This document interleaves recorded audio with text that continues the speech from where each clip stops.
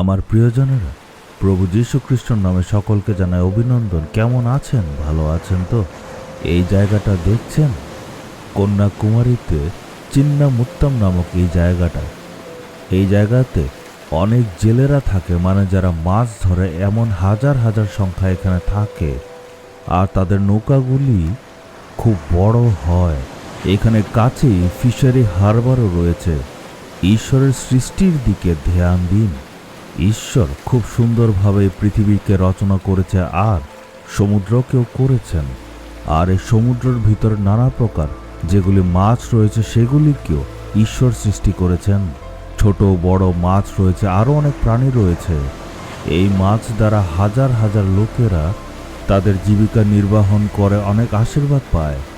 তারা সমুদ্রের ভেতরে গিয়ে মাছ ধরে আনে, আর এইভাবে ঈশ্বর তাদের জীবনে আশীর্বাদ দিয়েছেন। ঈশ্বরের সৃষ্টিকে দেখে কখনো ওনাকে ধন্যবাদ দিয়েছেন? ঈশ্বর যে জেলেদেরকে আশীর্বাদ করেছেন সেটার জন্য কি আপনি কখনো ধন্যবাদ দিয়েছেন? চলুন আমরা বাক্য পড়ি। গীতসংহিতা 23 অধ্যায়ের 4 পদ। এই পদে খুব সুন্দরভাবে ঈশ্বর একটা কথা বলেছেন, তুমি আমার সঙ্গে আছো, তোমার লাঠি ও তোমার ছড়ি সেগুলি আমাকে সান্ত্বনা দেয়। সদাপ্রভু আমার পালক, আমার অভাব হবে না।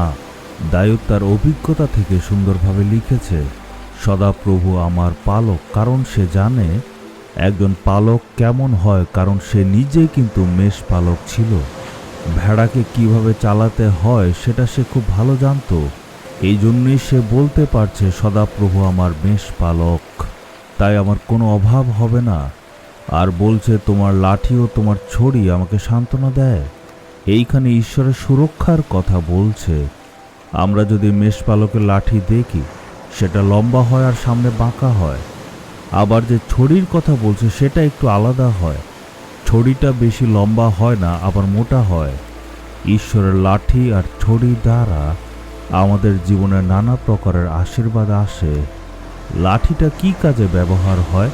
যখন মেষপালক ভেড়াদের চড়াতে নিয়ে যায় তখন পাতা টানতে, মানে গাছ থেকে পাতা টানতে এটা ব্যবহার করা হয়।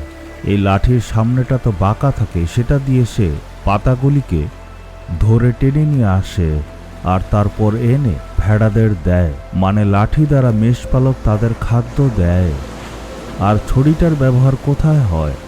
যখন কোনো জঙ্গলি জানোয়ার, হিংস্র জানোয়ার এসে যায়, তখন ভেড়াদেরকে রক্ষা করার জন্য পালক এই ছড়িটার দ্বারা ভয় দেখিয়ে তাড়িয়ে দেয়।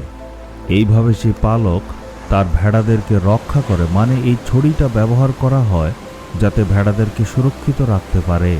সদাপ্রভু আমার পালক, আমার অভাব হবে না। এর মানে ঈশ্বর আমার জন্য খাদ্য প্রদান করে আর সুরক্ষিত রাখেন।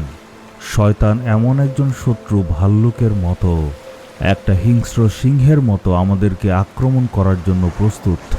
সেই সব কিছু থেকে ঈশ্বর আমাদেরকে সুরক্ষিত রাখেন। ঈশ্বর কত ভালো পালক। তাই আমরা আনন্দের সহিত বলবো, সদাপ্রভু আমার উত্তম মেষপালক।